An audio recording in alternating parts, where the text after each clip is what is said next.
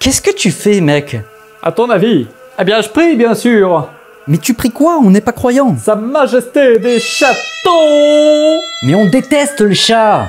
Peu importe, je l'implore de nous pardonner pour cette série que nous commettons. Une vidéo avec un chaton récolte-moi de pouces rouges. C'est prouvé. Rien à foutre des pouces rouges. Regarde. Hey! Relève-toi et bouge-toi le cul maintenant. On a du travail qui nous attend. Les survivants de PPSC le savent, la religion, c'est un peu mon dada. Adada sur mon bidet, quand il trotte, il fait des paix. Ah non, Jésus! Tu t'es encore chié dessus, Jésus! Il était donc impensable qu'une émission aussi bienveillante et douce que SNJ se passe de son épisode dédié. Est-ce que je vais chercher notre costume de père Bégus Bétus? Non, c'est pas la peine, on va bien assez les égratigner comme ça, je t'assure. Au risque de vous surprendre, il me faut dire que j'aime assez les textes religieux. Oui. Lewis, pourquoi les pages de ma Torah sont encore collées les unes aux autres?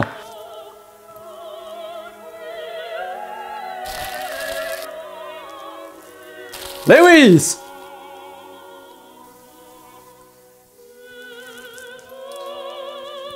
Parce que j'aime beaucoup les mythologies. Ce que j'aime moins, c'est ce que j'appellerais les mauvaises religions. Celles où on me dit comment je dois vivre, manger, baiser et dormir si je veux pas me faire ban de l'éternité. Notez que je vais parler principalement du christianisme parce que c'est ce qu'on me met sous le nez, mais que je n'en pense pas moins des autres sectes qui ne seront pas citées. Sectes ou religion? On s'en fout, c'est la même chose en pratique. Il y a deux critères pour qualifier une secte de religion. En vérité, certainement plus, mais je simplifie. On va donc se baser sur le critère de la présence médiatique pour déterminer de qui on va parler. Et là-dessus, j'ai été surpris d'apprendre qu'il y a des chaînes télé dédiées au christianisme.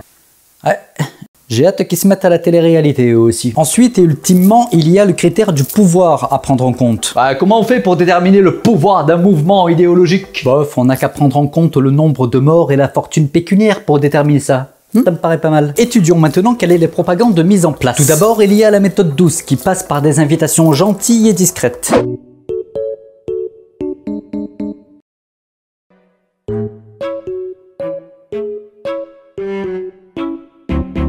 Ensuite, la méthode vicieuse avec l'enseignement dans les écoles. La semaine prochaine, contrôle sur le mariage forcé, les mioches. Mais on a un DM de maths et de français le même jour. Alors commence à prier dès maintenant pour ton bulletin. D'où ça vous est venu ce délire de mettre des cours de catéchisme dans les écoles, les mecs? Ça veut dire que pour entrer dans la vie adulte, c'est aussi important de connaître la vie de Jésus que le théorème de Pythagore? Vous craignez là. Et puis, si on n'arrive toujours pas à vous récupérer, on passe à la méthode forte.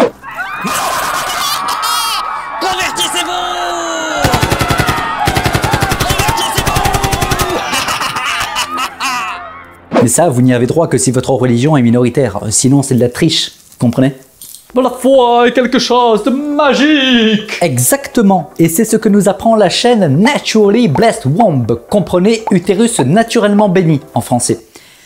Oui, ça ne s'invente pas. Encore un groupe qui a un peu trop pris au pied de la lettre des allégories dont les religions sont si friandes. En l'occurrence, c'est la grossesse de la Vierge la plus en vogue de notre époque qui est mise à l'honneur. J'ai nommé Marie Couche-toi là. En effet, cette youtubeuse nous apprend avec calme, mais un son et un cadrage dégueulasse. Her body, run through every system in her body, God, and we arrest the enemy in Jesus' name. I speak to your cells and I command body to be healed.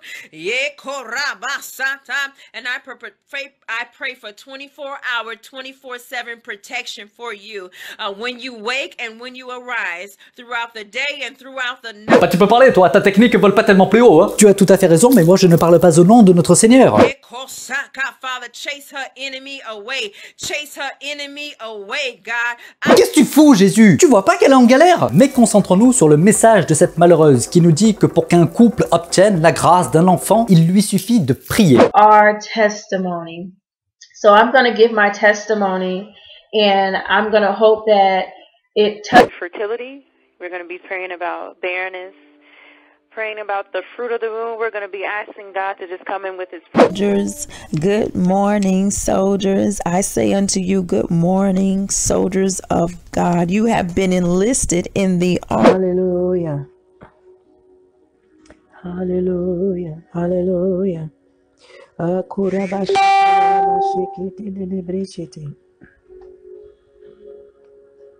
Thank you, Lord.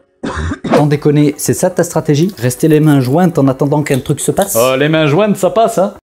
Tant que les jambes sont écartées. Oh, tu t'améliores, toi. Mais curieusement, la madame ne met pas l'accent sur la pratique sexuelle pour se faire ensemencer les ovaires. Son message est plutôt du type Docteur, je ne suis toujours pas enceinte. Vous n'avez pas suffisamment prié, ma bonne dame. Est-ce que vous êtes sûr que la vasectomie de mon mari n'y est pour rien? Priez plus fort, je vous dis. Soit en substance qu'un enfant est une bénédiction divine. Et si tu en as pas, c'est que tu l'as pas mérité. Connasse, crachant ainsi sur toutes les femmes infécondes. Bah oui, Jésus il fait bien les choses. Alors, moi qui avais un besoin vital d'être père, je peux témoigner que l'envie d'être parent n'est pas un critère absolument déterminant. Ce qui est quand même vachement dommage pour vous, parce que je vous aurais drôlement foutu la paix si j'avais un môme à torcher. Ce qui n'est pas le cas. Pas du tout. Mais en matière de religion, nous avons aussi la chaîne Les Attrapodes, qui nous apprend comment être un bon chrétien. Voyons donc ce qu'a à nous apprendre cette bonne madame. Mes amis, c'est Caroline Acosta, je suis auteure, théologienne, pasteur de l'Église réformée et j'ai très hâte aujourd'hui de parler avec vous de ce que signifie peut-être ou pour aujourd'hui être chrétienne ou chrétien. Oh, tiens, une petite notification que je viens de recevoir. Non, déjà non. Quand on est en tournage, on met son téléphone en silencieux. Et si tu oublies, tu le gardes pas au montage, bon Dieu! Dès la semaine prochaine, eh bien, il y aura une nouveauté. Je vais vous écrire, si tu en as envie, des lettres privées de ma part pour chaque semaine. Ce sera une espèce de lettre de bonne nouvelle qui te soutiendra dans ta semaine pour t'accompagner dans ta vie, eh bien, d'explorateur, d'exploratrice de la voie chrétienne. Abonne-toi juste ici. Quoi votre problème à tous de vouloir nous envoyer des mails hebdomadaires personnalisés? Coco le merle aussi, vous voulez me dire des trucs toutes les semaines là? C'est quoi, c'est une nouvelle mode? Ça, c'est la chose que nous avons en commun. La deuxième chose, c'est qu'après, ça commence à se compliquer parce que si je commence à me dire « Oh, ce serait chouette que je rencontre d'autres personnes qui sont dans le même territoire et qui sont en train d'explorer le même champ que moi à travers Jésus. » Je vais peut-être aller sur Google, je vais regarder, alors je vais « Ah, je suis chrétien, je vais où ?» Jésus, reviens! Jésus, arrête de tirer, putain! Tu fais chier, Jésus! Parce que autant quand les gens suivaient Jésus, ben, ils étaient avec le maître, il était là en direct, ils pouvaient l'écouter. Quand bien même, je peux vous dire qu'il y avait déjà des discussions entre les disciples pour savoir quand même qui avait raison, qui avait tort. Et que surtout, on voit aussi dans les évangiles que les disciples ne comprennent pas toujours bien tout. Ah bah voilà qui explique tout. Si eux-mêmes ils sont largués, tu m'étonnes qu'on ait du mal à s'y retrouver après derrière. Il aurait pas pu prendre le temps d'embaucher des vulgarisateurs pendant ces 33 ans de vie? Non, hein? Bah c'était trop demandé, c'est ça? Hein? Calme-toi, ça va. Mais ce type me rend dingue! C'est le même délire qu'avec Coco Lastico et Yéyé la vérité. Les mecs ils ont les moyens d'améliorer le monde, de faire arrêter les guerres, de se faire enculer des bisounours. Et qu'est-ce qu'ils font? Du putain de marketing! Ah, Jésus, il prenait pas de fric. Mais il aurait pu se démerder pour nous parler de manière à ce qu'on le comprenne. Son père lui a pas appris ça. Qu'est-ce que tu foutais, Joseph? Attention, dans une vie chrétienne et dans une vie de foi, je pense qu'il faut toujours se souvenir que non, il y a de la place pour le doute. Oh, c'est bien ça. Ah, c'est un sarcasme? Pas du tout. La vie chrétienne, elle sait aussi, grâce au Christ, qu'elle est incarnée et que donc sur cette terre, il est inévitable de connaître les tribulations, il est inévitable de connaître des injustices, de connaître la paix, etc., de connaître la guerre, pardon, de connaître les difficultés. On doit accepter les difficultés de cette vie terrienne, c'est ça. Voilà la tienne, ma grande. Mais qu'une vie chrétienne, elle a pour horizon qu'elle fait l'expérience que le projet de Dieu pour nous, tel que l'enseigne Jésus, le projet de Dieu pour nous, c'est précisément la paix, c'est la restauration, c'est la confiance, c'est une société d'amour. Mais c'est quoi le trip avec l'idée de nous restaurer? Bah, à mon avis, elle parle de nous purifier, tu vois. Non, j'ai bien compris, mais d'où est-ce que ça vient cette idée qu'il y a eu un moment où le monde était pur et parfait? L'Éden. Chouette album! On m'a viré chez les païens, là, non? T'en fais pas, on peut toujours se reconvertir en cas de pépin. T'es sûr? Bonté divine, oui, au diable Jésus! Vive Satan! Mon heure est venue. J'ai compris que la vérité se trouvait en Jésus. Je me repentis.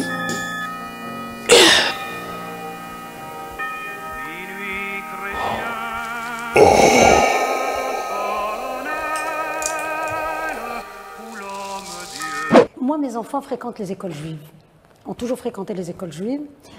Dans une école juive, bon, on apprend toutes les matières comme dans une école publique, mais on apprend les matières religieuses. Alors on apprend l'hébreu, on apprend la Bible, ce qui est la Torah, on apprend l'interprétation de la Torah, les commentaires de la Torah, c'est ce qu'on appelle les dinim, et on apprend et on fait la prière également.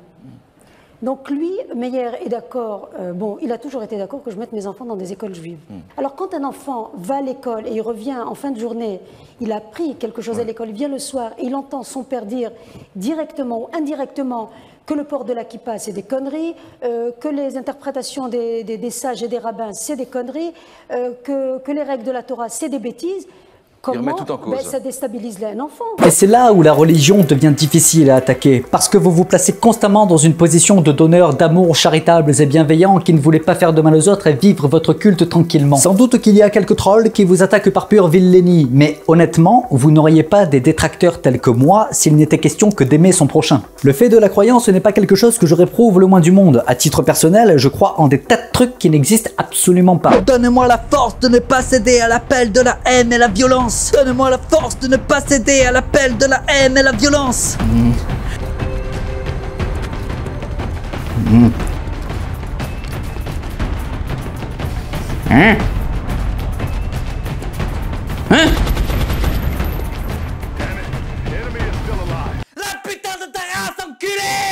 Parmi tous les théoriciens de la narration que j'ai consultés, il y en a un paquet qui évoquent des principes métaphysiques, voire parfois des trucs carrément surnaturels. Le plus connu d'entre eux, Joseph Campbell, n'étant pas le plus timide dans ce domaine. Ça ne m'empêche pas de reconnaître une grande qualité dans son travail, parce que, à la différence des raclures que nous avons vues, Campbell n'essaie pas de me convaincre de quoi que ce soit quand il me présente ses idées, qu'il reconnaît lui-même comme n'étant que des idées et des interprétations personnelles dont la complexité dépasse son entendement. Ce que font nos chers invités pourrait s'y apparenter à bien des égards, parce que eux aussi nous présentent des idées dans lesquelles ils croient, ou du moins dans lesquelles ils disent qu'ils croient. Je ne doute pas que parmi la palanquée de gens qui font la promotion des religions, il y ait un bon paquet d'opportunistes. Sauf que vous ne cherchez pas à partager vos idées pour nous enrichir ou permettre l'échange. Nope, ça va toujours à sens unique. Ce que vous cherchez, ce ne sont pas des réponses, mais la validation de vos croyances déjà établies. C'est pas des scientifiques non plus. Non, mais ça ne devrait pas vous empêcher d'avoir la démarche scientifique. C'est-à-dire ? On fait face à un problème, on recueille des données, on les compulse, on étudie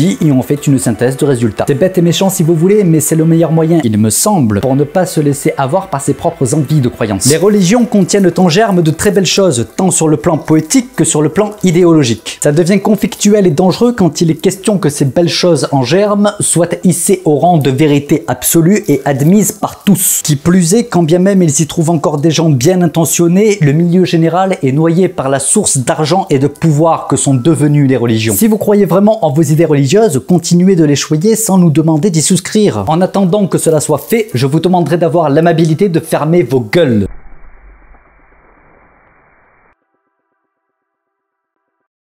Oh, et une dernière chose, étant donné que Naturally Blessed Womb ne doit certainement pas parler français, je vais quand même faire l'effort de rendre mon message intelligible exprès pour elle. Fuck you, fucking bitch!